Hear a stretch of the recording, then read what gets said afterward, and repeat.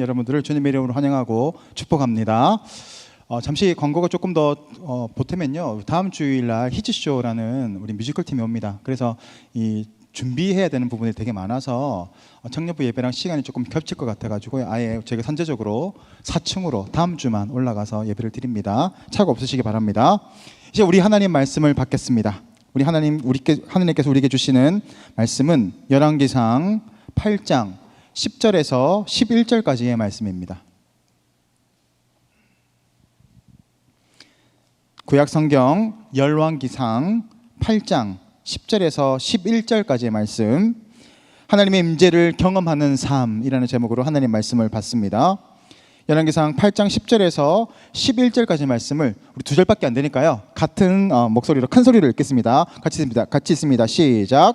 제사장이 성소에서 나올 때에 구름이 여호와의 성전에 가득하매 제사장이 그 구름으로 말미암아 능히 서서 섬기지 못하였으니 이는 여호와의 영광이 여호와의 성전에 가득함이었더라. 아멘. 우리 계속해서 성전을 짓는 우리 솔로몬에 대해서 이야기를 나누고 있습니다. 진솔 청년부는 큐티하는 청년부입니다. 큐티 잘 하시고 계시죠? 우리 또 나눔도 큐티를 계속 할 거니까 여러분 큐티를 우리 생활화해서 날마다 하나님의 말씀과 동행하려 가는 그런 우리 청년의 시기를 살아가기를 원합니다. 오늘 말씀은 드디어 성전이 완공이 됩니다. 이 성전을 가장 먼저 완공하고 싶어 했던 인물이 있습니다. 누구였습니까? 다윗이었습니다. 다윗은 너무나 하나님을 사랑해서, 하나님, 나는 이렇게 좋은 궁전에 살고 있는데 하나님은 저 천막 상막에 계십니까? 제가 하나님을 위해서 정말 멋진 성전을 지어드리겠습니다 라고 이렇게 했지만 하나님은 허락하지 않으셨습니다. 그래서 다윗은 자기가 할 수 있는 모든 방안을 다해서 레바논의 가장 좋은 백향목을 구해놓습니다. 성전을 지을 수 있는 재료를 다 구해놨어요. 성전에 쓸 기명들도 구해놓고요, 그릇들, 제사 드려야 하는 기구들, 수많은 것들을 다 준비해놨어요. 그리고 제사장들, 찬양대 다 조직해놨어요. 성전만 지으면 되는 거예요. 그리고 중요한 재정까지도 팡팡하게 다 준비해놨습니다. 성전을 얼마나 사랑하는지 아시겠죠? 이렇게 준비를 했지만 누가 이 성전을 짓습니까? 솔로몬이 짓습니다. 솔로몬이 한 거는 뭡니까? 그냥 아버지가 차리는 밥상에 숟가락 하나 싹 얹은 것밖에 없어요. 그런데 이 큰 복을 받은 거죠. 성전을 지을 때 오늘 본문을 보면 성전에 큰 연기가, 구름이 이 성전을 덮었다, 하나님의 영광이 덮었다라고 이야기를 하잖아요. 그런 큰 기쁨을, 그 영광스러움을 맞이하게 됩니다. 누군가는 씨를 뿌려요. 근데 누군가는 거두는 사람이 있습니다. 씨 뿌리는 사람이 있고 거두는 사람. 다윗은 씨를 뿌렸고 그 열매를 솔로몬이 거두어내는 겁니다. 다윗이 그 준비를 했지만 사실 저는 이 다윗의 기사를 바라보게 되면 비록 그는 성전을 짓지 못했지만 성전을 짓는 것보다 더 큰 은혜를 많이 받았어요. 왜냐하면 하나님은 그의 마음의 중심을 받으셨기 때문이에요. 그래서 얼마나 큰 은혜를 베풀어 주셨는지 몰라요. 네가 나를 위해서 성전을 짓는다는 그런 기특한 생각을 했구나 하면서 하나님이 너무너무 기뻐하셨어요. 그리고 그의 인생을 축복해 주시고 채워주시고 보내주시고 모든 축복을 다 받은 게 바로 다윗입니다. 뿌리는 것, 이게 힘든 것 같지만 사실 그 안에도 큰 기쁨이 있습니다. 오늘 제가 이렇게 청년들을 바라보니까 혼자 신앙생활하는 분들이 되게 많더라고요. 그렇죠? 나는 이제 저희 부모님이 믿습니다 하는 그런 청년들도 있지만 혼자서 내가 나와서 이렇게 예배하는 청년들도 되게 많은 걸로 알고 있습니다. 1대 신앙인 거예요. 1대 신앙들이 바라보면 이 모태 신앙들, 2, 3대 신앙들 참 부러울 겁니다. 그렇죠? 부모님의 기도로 얼마나 거저가는 인생을 살아가잖아요. 그러면 참 우리 부모님은 왜 안 믿으셨을까? 왜 나는 이런 가정에 태어났을까? 라는 생각이 들 수도 있습니다. 그렇지만 제가 본 바로는 여러분 1대 신앙의 그 씨를 뿌리는 이 신앙이 그 모태 신앙보다 훨씬 탁월한 부분이 너무 많아요. 이런 거예요. 그 신앙의 야성이 있습니다. 그러니까 이 뚫고 지나가는 힘이 있어요. 여러분 생각해 보십시오. 아브라함과 이삭이 있습니다. 누가 더 영광스러워 보입니까? 이삭은 좋은 부모님을 만나서 그렇게 은혜과 복을 받았지만 진짜 누가 더 위대한 신앙으로 보입니까?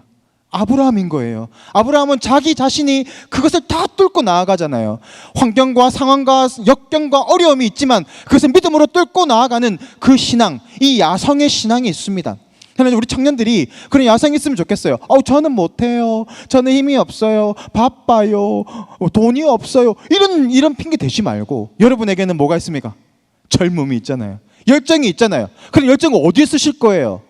다른 데 놀고 먹고 그런 데만 쓰지 말고 진짜 내가 믿음으로 개척해 나가고 내 속에는 이 장애물들, 우리 가정에 있는 저주들이 있어요. 그럼 끊지 못한 습관들이 있어요.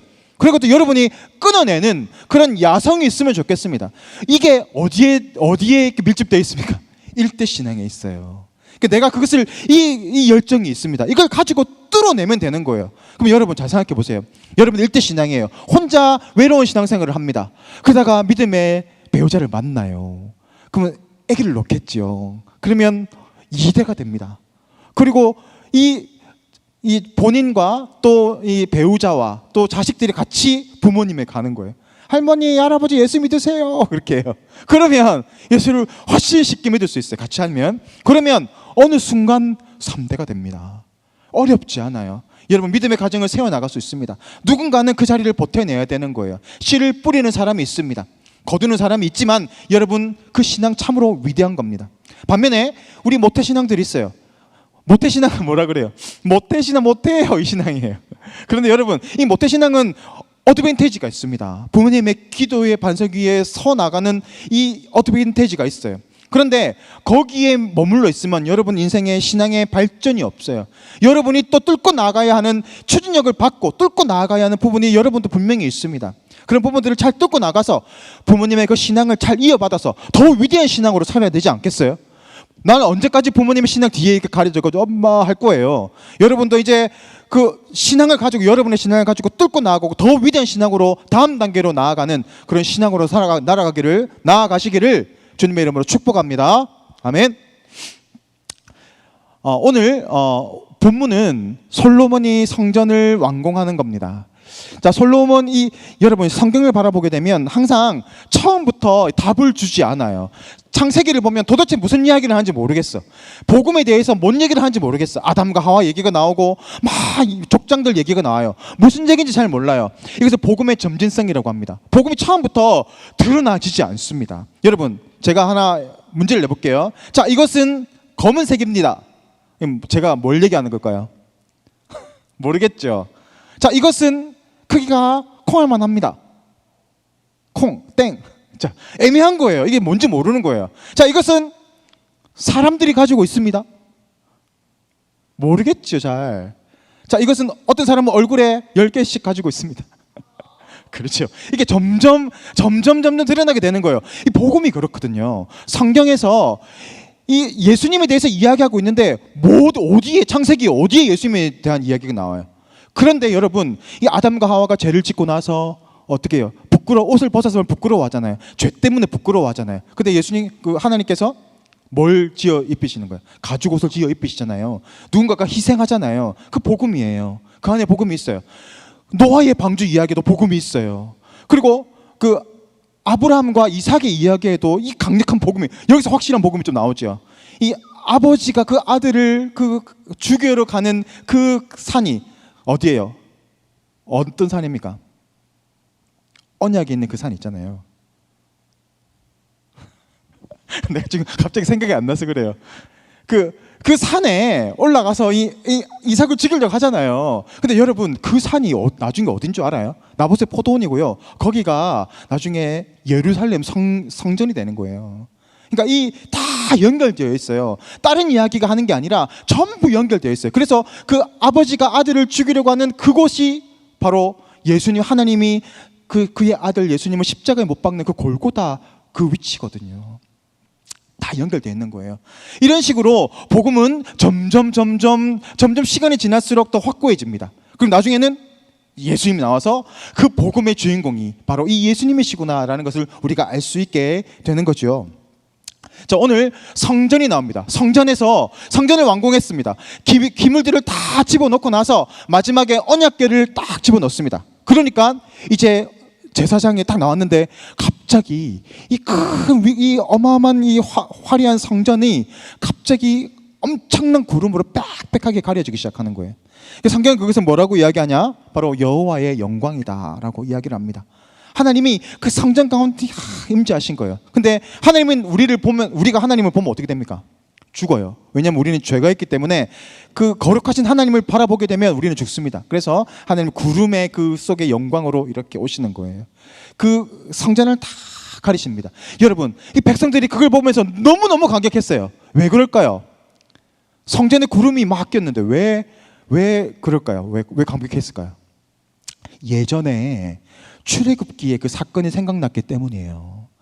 모세가 하나님의 그 계시를 받고 나서요, 어떻게 성막을 지어야 하는가 다 듣습니다. 그걸 가지고 성막을 막 짓거든요. 다 지었어요. 그러니까 하나님께 봉헌을 다 올려드렸는데 그때도 오늘 성전처럼 이런 일들이 생긴 거예요. 구름이 이 성막을 다 가리면서 하나님의 영광이 다 드러난 겁니다. 여러분, 이게 어떤 의미일까요? 하나님이 그 성막에 구름으로 임재하셨어요. 그리고 구름이 계속 머물러 있으면 백성들은 어떻게 해야 됩니까? 머물러 있어야 돼요. 광야에서요. 그러니까 언제까지 그냥 계속 1년 머물러 있으면 그냥 1년 머물러 있는 거예요. 근데 갑자기 구름이 움직여. 그러면 그때 구름이 움직인다. 자, 이동합시다. 그리고 이스라엘 백성들이 짐을 다 챙기고 구름을 쫓아서 갔습니다. 그렇게 40년 동안 이 구름이 이스라엘 백성들을 인도하고 보호하고 결국 가나안으로 인도해 나아갔어요. 그러니까 지금 이스라엘 백성들이 성전의 그 구름을 바라보면 뭐가 떠오를까요? 그 사건이 떠오르는 거예요. 출애굽할 때 성막 위에 있었던 그 구름이 지금 우리가 솔로몬의 이 성전에 뜨는구나. 그것은 곧 뭐를 의미합니까? 하나님이 우리를 인도해 가시는구나. 하나님이 우리를 보호해 가시는구나. 너무나 감격스러운 사건 아닙니까? 그런 지금 상황이에요. 여러분, 그러니까 이 성막이 나중에는 뭐가 되는 거예요? 성막이 나중에는 성전이 되는 겁니다. 규모도 커졌지만 그 안에 기능들도 조금 더 추가됩니다. 자, 그리고 이 성전이 나중에는 이 성전이 역할이 어떤 거예요, 여러분?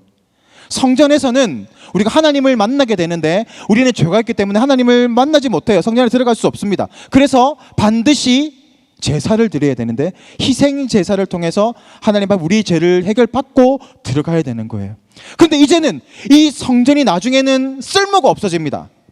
예수님께서 그런 말씀하셨어요. 이 성전을 무너뜨리라. 내가 3일 만에 다시 세우겠다 라고 하면서 성경이 뭐라고 이야기하냐고 하면 자기 육신을 가리켜서 말씀하신 것이다 라고 이야기하거든요. 그러니까 이 성전의 모형이 나중에 실체가 뭐라는 겁니까? 예수님이라는 거예요.